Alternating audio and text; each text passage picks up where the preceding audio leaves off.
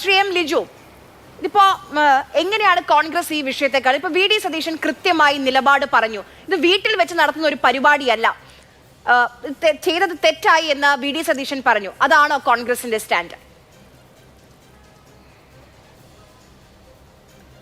കോൺഗ്രസ് പാർട്ടിക്ക് ഇതിലുള്ള കൃത്യമായ നിലപാട് പ്രതിപക്ഷ നേതാവും മറ്റ് നേതാക്കന്മാരും പറഞ്ഞിട്ടുണ്ട്. അതായത് കേന്ദ്ര സർക്കാരിൻ്റെ ഒരു പ്രോജക്റ്റിനെ അല്ലെങ്കിൽ ഒരു ചടങ്ങിനെ BJPയുടെ പ്രചരണ ആയുധമായി ഉപയോഗിക്കുന്നത് തെറ്റാണ്. ഇവിടെ ഇപ്പോൾ ഞാൻ ശ്രീ ശങ്കുറ്റി ദാസിൻ്റെ വാക്കുകൾ ശ്രദ്ധിക്കുകയായിരുന്നു. അപ്പോൾ അദ്ദേഹം പറഞ്ഞത് പ്രധാനമന്ത്രി ഏത് സ്റ്റേറ്റിൽ പോയാലും BJP സംസ്ഥാന അധ്യക്ഷന് കൂടി കൊണ്ടുപോകും എന്ന് പറഞ്ഞു. പ്രധാനമന്ത്രി ഒരു സ്റ്റേറ്റിൽ പോയി BJPയുടെ ഒരു ചടങ്ങിൽ പങ്കെടുക്കുന്നെങ്കിൽ BJP സംസ്ഥാന അധ്യക്ഷനെ കൂടെ കൂട്ടുന്നതിൽ തെറ്റില്ല.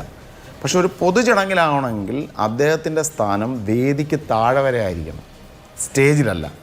സ്റ്റേജിൽ കൊടുക്കുകയാണ് എന്ന് പറഞ്ഞു കഴിഞ്ഞാൽ ഏത് സംസ്ഥാനത്തെയും മറ്റ് രാഷ്ട്രീയ പാർട്ടി നേതാക്കന്മാരെ അകറ്റി നിർത്തിക്കൊണ്ട് സ്വന്തം പാർട്ടിയുടെ നേതൃത്വത്തെ മാത്രമാണ് വേദിയിൽ കയറ്റുന്നതെങ്കിൽ അത് സത്യപ്രതിജ്ഞാ ലംഘനമാണ്. കാരണം ഇന്ത്യൻ പ്രധാനമന്ത്രി തന്നെ സത്യപ്രതിജ്ഞ ചെയ്യുന്നത് I will do right to all manners of people in accordance with the constitution and the law without fear or favour affection or ill will എന്ന് പറഞ്ഞുകൊണ്ട്. എന്ന് പറഞ്ഞാൽ ഏത് മന്ത്രിയും സത്യപ്രതിജ്ഞ ചെയ്യുന്നത് പ്രീതിയോ ഭീതിയോ കൂടാതെ പെരുമാറിക്കൊള്ളാം എന്ന് സത്യപ്രതിജ്ഞ ചെയ്തിട്ട് പ്രധാനമന്ത്രി ഒരു പൊതുചടങ്ങിൽ വരുമ്പോൾ BJP സംസ്ഥാന അധ്യക്ഷൻ എൻ്റെ കൂടെ ഇരിക്കട്ടെ എന്ന് പറഞ്ഞാൽ അത് ഒരു ക്ലിയർ കേസ് ഓഫ് ഫേവർ അല്ലേ?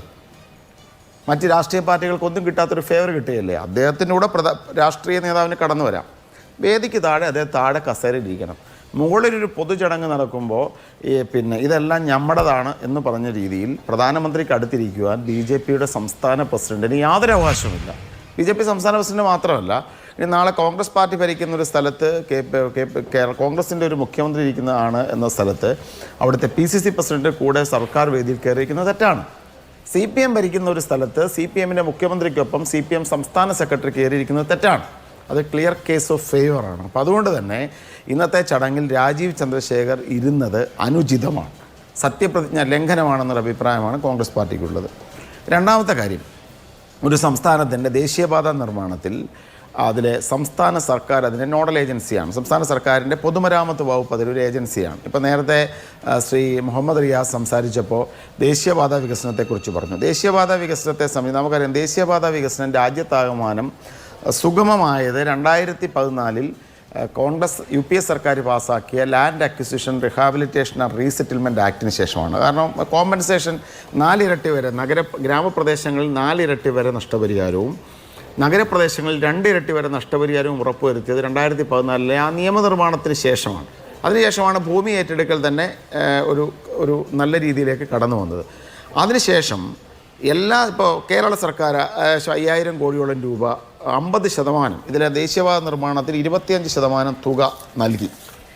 അത് ഈ 26 ജൂലൈ 2023 രാജ്യസഭാംഗമായിരുന്ന ഇളമരം കരീമിന് അന്നത്തെ രാജ്യസഭയിൽ കൊടുത്ത ഒരു ഉത്തരവിൻ്റെ അല്ലെങ്കിൽ അത് ആൻസറിൻ്റെ കോപ്പിയാണ് എന്നോടൊപ്പം ഉള്ളത്.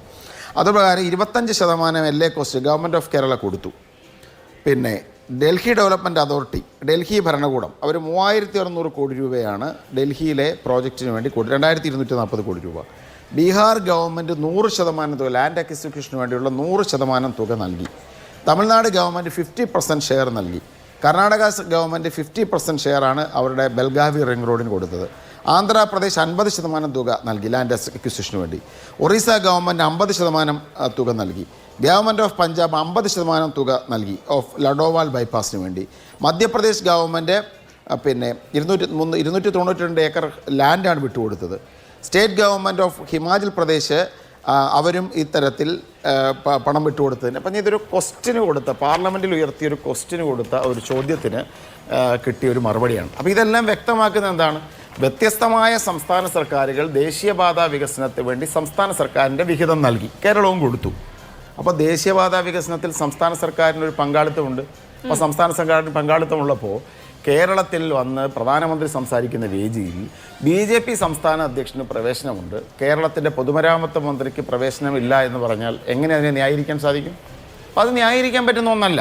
ഇവിടെ മന്ത്രി റിയാസിന് ഞാൻ ഈ യഥാർത്ഥ ഇൻട്രോ കേട്ടില്ല കേട്ടോ. ഇൻട്രോ വരുന്ന സമയത്ത് എൻ്റെ ഫോൺ കണക്ഷൻ പോയതുകൊണ്ട് എന്തൊക്കെയാണ് പുകഴ്ത്തി പറഞ്ഞതെന്ന് എനിക്കറിയില്ല, എന്തൊക്കെയാണ് പറഞ്ഞതെന്ന് എനിക്കറിയില്ല. പൊഴുത്തി എന്നിങ്ങനെ അദ്ദേഹം പറഞ്ഞതുകൊണ്ട് പറഞ്ഞതാണ്. എനിക്ക് ആ കേട്ട ഇൻട്രൊഡക്ഷൻ എനിക്കറിയില്ല. പക്ഷേ ശ്രീ മുഹമ്മദ് റിയാസ് മുഖ്യമന്ത്രിയുടെ മരുമകൻ എന്നതിനപ്പുറത്ത് കേരളത്തിൻ്റെ പൊതുമരാമത്ത് മന്ത്രിയാണ്. അപ്പം എല്ലാ ദേശീയപാത വികസനങ്ങൾക്കും രാജ്യത്തെ സംസ്ഥാന സർക്കാരുകൾക്ക് കൃത്യമായ പങ്കാളിത്തമുള്ളപ്പോൾ സമാനമായ രീതിയിൽ പങ്കാളിത്തമുള്ള കേരളത്തിൻ്റെ പൊതുമരാമത്ത് വകുപ്പ് മന്ത്രിയെ വേദിയിൽ ഇരുത്തിയാൽ, അദ്ദേഹത്തെ ക്ഷണിച്ചാൽ അതിനകത്ത് ഒരു തെറ്റും പറയാനില്ല. എന്നാൽ BJP സംസ്ഥാന അധ്യക്ഷനെ വിളിച്ചത് തെറ്റാണ്. കേരളത്തിൻ്റെ പൊതുമരാമത്ത് മന്ത്രിയെ വേദിയിൽ നിന്ന് മാറ്റിയിരുത്തിയത് തെറ്റാണ്. മനസ്സിലായി. ഇത് കൃത്യമായ നിലപാടാണ് കോൺഗ്രസ് പാർട്ടി